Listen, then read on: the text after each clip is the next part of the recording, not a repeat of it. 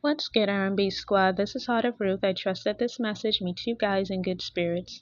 If you are new here, welcome. We're happy to have you, and Jesus is, of course, always happier. So, as I'm recording this, it is very early Saturday morning. It is 5 a.m. where I am, and it's just at dawn. So I'm just starting to hear the birds come out and whatnot. And you guys are going to receive this word later today. I'm going to go ahead and schedule it so it's going to pop up later. And just know that whenever you hear this, for whom this is for, that would be the time that you need it the most. So this word comes from a dream that I had and some scriptures that the Lord gave me to accompany the dream and some things that he broke down for me as well. Now, this dream got very specific, and the word itself is very specific. So as you listen to the specifics and the details, you will know for sure if this is for you or not. There will be more than one confirmation in there to let you know that it is for you. In addition to that, I feel very strongly that this is for a sister in Christ. However, because I was shown a female in the dream, okay? However, I'm well aware of the fact that because I am female, God will often use a female perspective in these dreams. But there may be a male or more than one male who's listening to this who may be going through the same thing. Okay? So just flip it. If this is for you, pull up a seat, get your beverage of choice, because we're going to be here for a little bit. It's some things that I have to break down. So I'm going to get right into the dream and then the scripture and then the interpretation as the Lord gave it to me. So in this dream, there was this woman. She was coming down this walkway. She had a cell phone with her. It seemed like she had gone to this upper floor to collect this cell phone. She collected it and she was coming down the walkway. Okay. It seemed to me that this cell phone was very important to this woman. It looked like she was trying her best to, I don't know, protected. She looked like she was very protective of it. And there was nothing really outstanding about the cell phone. It didn't look like it was really expensive or the latest of anything, but I realized that she really wanted to keep this cell phone protected. It meant a lot to her for whatever reason, okay? And as she was coming down the walkway, she met with this other woman. She had a chance meeting with this other woman. And right away, guys, I felt the other woman's spirit as I stood there watching them. The other woman that met with her, and the woman stood in front of her, kind of like to block her path so that she couldn't walk. She'd have to actually move around her, maneuver around her to keep walking. So this woman stands in front of her, blocks her path, okay? And I'm looking at this woman and I'm peeping her spirit, okay, in this dream.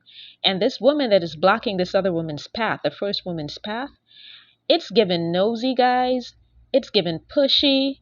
It's also giving someone who is very self-righteous, someone who tries to appear as if she is, I don't know, like she's the beacon of what's right, and she knows right from wrong and things like that. But really, she's a really deceitful person, a really messy person. That's the vibe that I was getting from this person. So if this is for you, that description may match, somebody you know may match that description. Okay, let's continue. So she blocks this woman from getting beyond her, and she says, "Where'd you get the cell phone? Where'd you get that phone?" And the woman tells her, "Well, I just collected it I went upstairs and I collected it. I was just on the higher level from here and I collected it." And then she takes the phone from this woman's hand. Now, mind you, she doesn't ask permission. She just takes the phone from this woman's hand. And she begins, before the woman can even tell what she's going to do, she just gets to adjusting the phone. Okay, so she starts, excuse me, guys, I just got a message. So anyhow, she starts adjusting the phone. She starts to adjust the phone, and when she gets done adjusting it, and she's talking while she's adjusting it, and she's talking so fast that I don't hear everything else that she's saying, but I get the idea that she's trying to say that she's improving the phone somehow, that she's improving the function of the phone somehow. So she's altering it and adjusting it. All right. And then she gives it back to the woman. And when she gives it back to the woman, it looks completely different to the way it was before. So it doesn't even look like a cell phone anymore. It doesn't even look like it's functioning like a cell phone. And then she gives it back to the woman. And then she's implying when she gives it back to the woman that the phone isn't the woman's phone in the first place. She's like, oh, you should give it back to whoever it belongs to. And right there was the self-righteousness, the accusatory manner that she had. Like she was trying to accuse this woman of something when the woman hadn't done anything. Okay? And that was the end of the dream. When I got up, the Lord broke it down to me. Okay? And he led me to some scriptures. So let me just go ahead into the interpretation and then into the scriptures. For someone, this is a kingdom spouse word. This is regarding you and the person that God has chosen to be your God-ordained spouse. Okay? The two of you may have recently reunited, or you may have reunited for a while now, and you've been in communication, you've been in contact. Now there is a counterfeit or someone from your person's past who did something recently to try to interfere with the communication between the two of you. There was something that she did to try to block the communication between the two of you, and it more than likely involves a phone. There is something that was done to a phone. She tried somehow to block the communication via phone between you and your God-ordained spouse, okay? And this was done out of jealousy because somehow this woman is stupid enough to think, whoever she is, she's dumb enough to think that it's the communication via phone that keeps your connection alive. No, sir, no, ma'am. It's not the communication via phone that keeps your connection alive. It is that 3-strand cord. A cord of 3 strands is not easily broken. It is that 3-strand cord. That's the connection that's keeping the two of you together. That's what's keeping the communication open between the two of you, not some phone, not some social media account. Okay? And what else the Lord put in my spirit is that this isn't the first time. This is this woman's choice of attack. This is her go-to. For some reason, she is slow enough to think and to believe that if she can cut the communication via phone between the two of you, or she can stop you guys from communicating via social media, that somehow that's going to put an end to what the two of you have. But what she doesn't understand is this. This man is head over heels in love with you, and the love he feels for you is not of this world. It is not of this world because God put it in his heart. Let me tell you something, for whomever this is for. This man, when you are away from him, it only makes him love you more.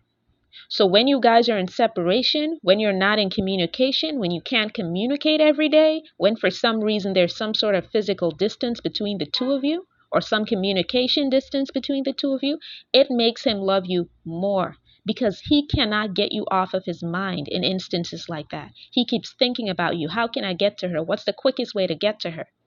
Do you see what I'm saying? What's the quickest way to fix this? And this man will literally, let me tell y'all, he will literally take the skin off his back to get to you, ma'am. That's how much this man loves you.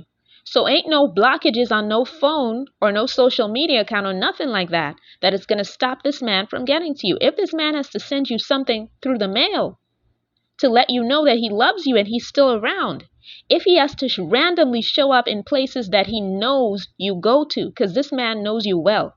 He studied your habits, and he's done that because he loves you.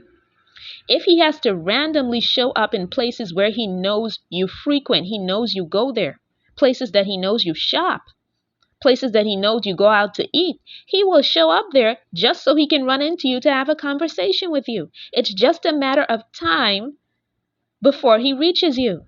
Trust and believe. He's not going to give up trying to reach you. So it doesn't matter what this person does.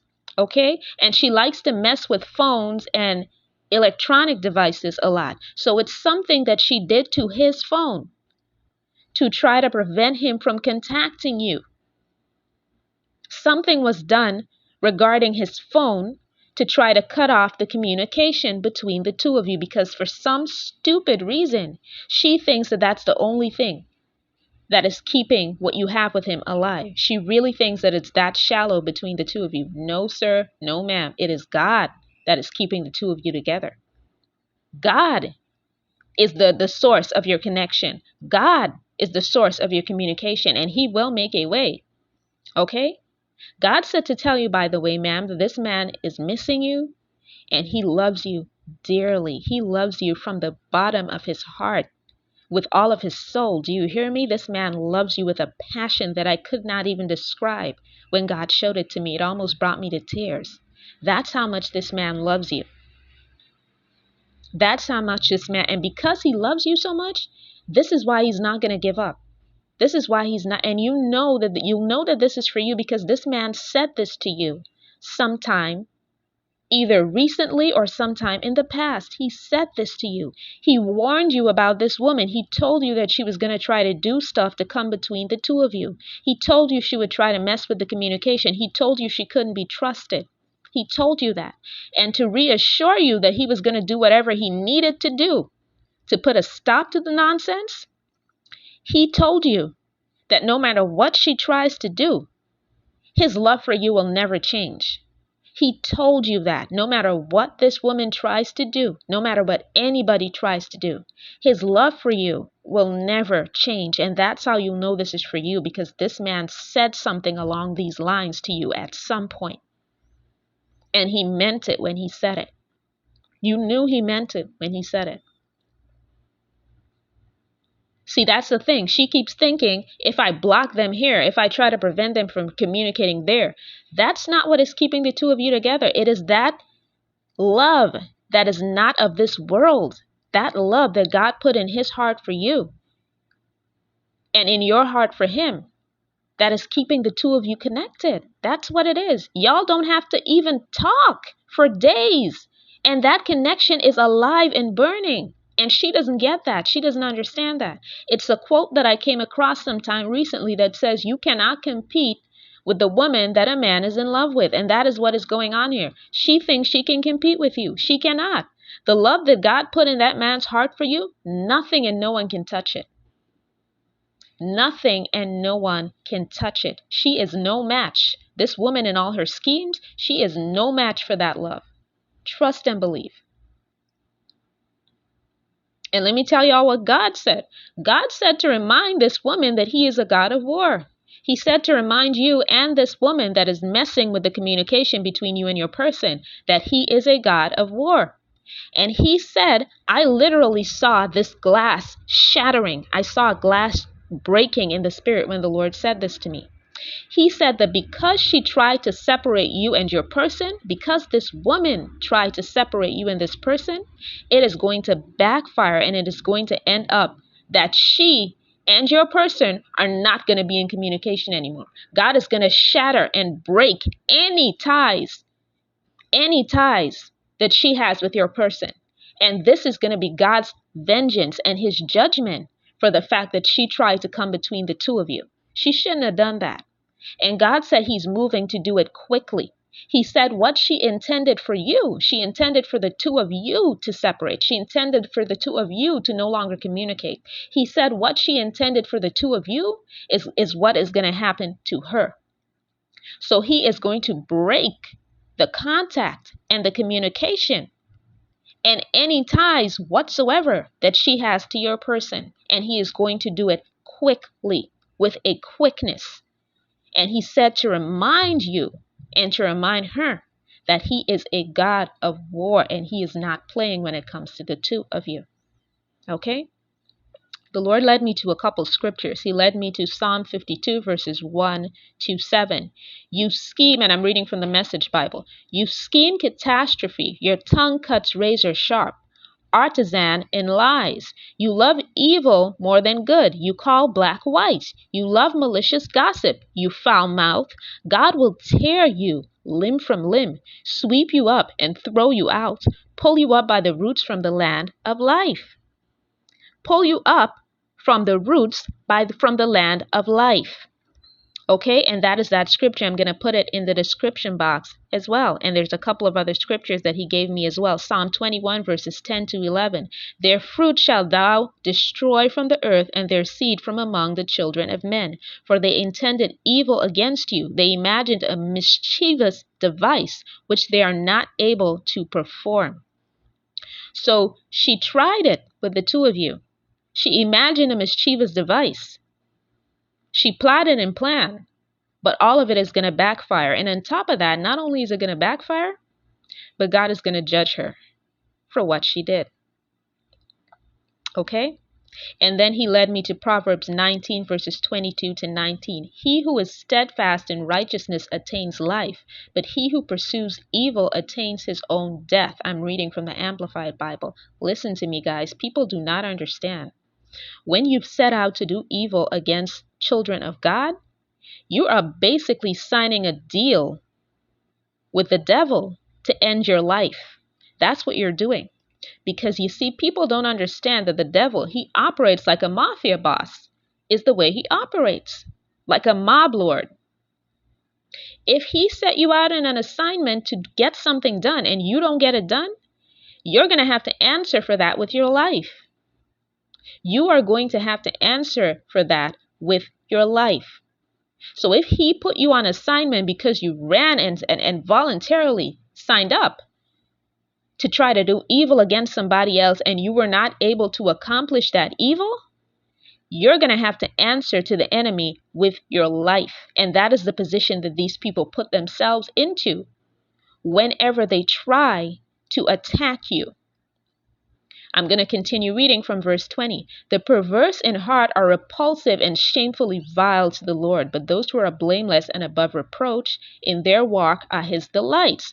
Assuredly, the evil man will not go unpunished, but the descendants of the righteous will be freed. So there's emphasis here on judgment and punishment. There's emphasis here on judgment and punishment. Whoever this lady is, whoever this person is, they've been messing with your union, attempting to mess with your union for far too long. And I'm sensing some urgency. This is the time for the two of you to come together in marriage. And God does not have time to waste for this person to waste trying to separate the two of you. He doesn't have time. So he's going to do a quick work in ensuring that all of the effort that this person puts into trying to separate you and your person become null and void and have no effect. So I hope that this message blessed someone. I love you guys. I will be back with another word as soon as the Lord releases me. Take care.